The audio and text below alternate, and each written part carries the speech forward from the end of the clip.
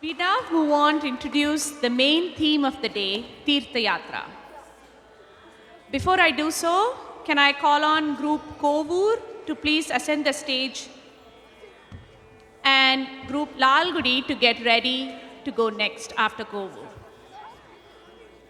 The group Kovur, the students are Anuradha Oruganti, Divya Nemalikanti, Hema Haridas, Kavish Kirubaharan, Keshav Suryakumar, Kirtan Warrior, Mala Kaundinya, Maya Oruganti, Meena Oruganti, Ram Shamanna, Sai Monisha Sekar, and Stuti Menon.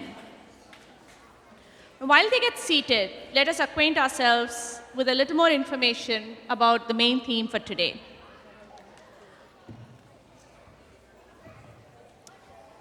Tyagaraja is known as the Bard of Tiruvarur, while Muthuswami Dikshitar is known as the traveling bard.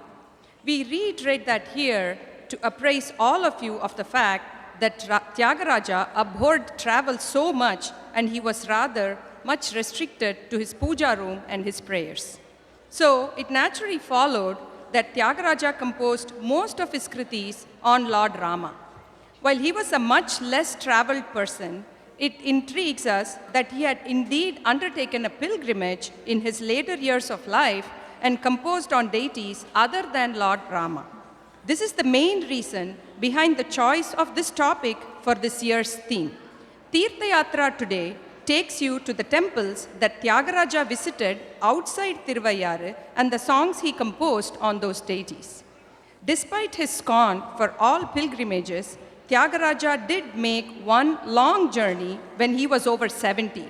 The reason for the composer setting out from his beloved Tiruvayyaru was a Srimukham or letter from Sri Upanishad Brahmam, a seer in Kanchi. This sage had known Tyagaraja's father, and so an invitation from him was to the composer more of a command. And so sometime in 1839, Tyagaraja left on this Tirtha Yatra or pilgrimage. There are a few different accounts of the route of his travel. We will not take you on a pilgrimage to the cities and temples that he visited, but not necessarily as per his itinerary. He is said to have visited Tirupati, which was his northmost place of visit during his travel. During this pilgrimage, he is said to have visited places where his students invited him.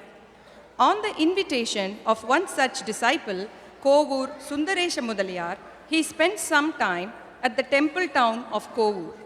In modern times, Kovur is a suburb on the western side of the city of Chennai.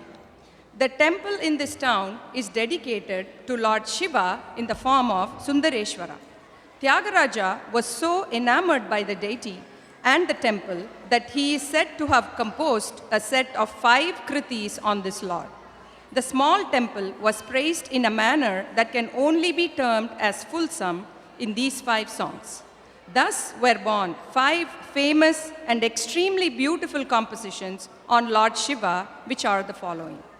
E Vasudha in Sahana, Kori Sevimpa in Karaharapriya, Shambho Mahadeva in Pantuvarali, Nammi Vachina in Kalyani, and Sundareshwaruni in Shankarabharanam. Out of these 5, 4 of them have only one charanam, and one of our student groups will now present the beautiful composition Shambho Mahadeva in Ragam Pantuvarali set to Rupakatalam. Please listen carefully for the words Sundareshwara and Gopuravasa. In this song, Tyagaraja says, Shambho, Mahadeva, Shankara, beloved of Girija, protector of those who reached out to your lotus feet. With lotus-like eyes, I plead for the devotion to your lotus feet. Holding a deer in hand, and you wear the Ganges and moon. O Lord, whose feet are illuminated by the brilliance of gem-filled crowns of the celestials. Lord of Kovur, Sundaresha, residing in the heart of Tyagaraja. O Lord of the mountain, you are the ultimate supreme, the destroyer of ocean of worldly existence. Interestingly, the consort goddess of Lord Sundareshwara at this temple is called Goddess Saundarambika, although Tyagaraja does not seem to have composed any kriti on her. Presenting Shambho Mahadeva in Ragam Pantuvarali in Rupakata.